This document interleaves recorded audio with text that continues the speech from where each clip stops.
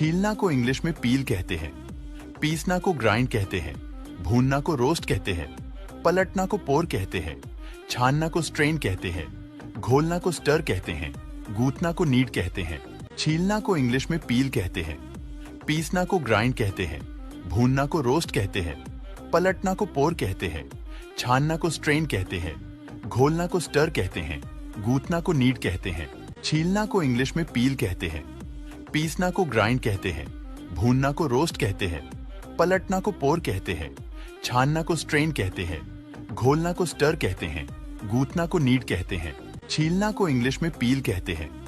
पीसना को ग्राइंड कहते हैं, भूनना को रोस्ट कहते हैं, पलटना को पोर कहते हैं, छानना को स्ट्रेन कहते हैं, घोलना को स्टर कहते हैं, गूंथना को नीड कहते हैं। छीलना को इंग्लिश में पील कहते हैं, पीसना को ग्राइंड कहते हैं, भूनना को रोस्ट कहते हैं, पलटना को पोर कहते हैं, छानना को स्ट्रेन कहते हैं, घोलना को स्टर कहते हैं, गूंथना को नीड कहते हैं। छीलना को इंग्लिश में पील कहते हैं, पीसना को ग्राइंड कहते हैं, भूनना को रोस्ट कहते हैं, पलटना को पोर कहते हैं, छानना को स्ट्रेन कहते हैं, घोलना को स्टर कहते हैं, गूंथना को नीड कहते हैं।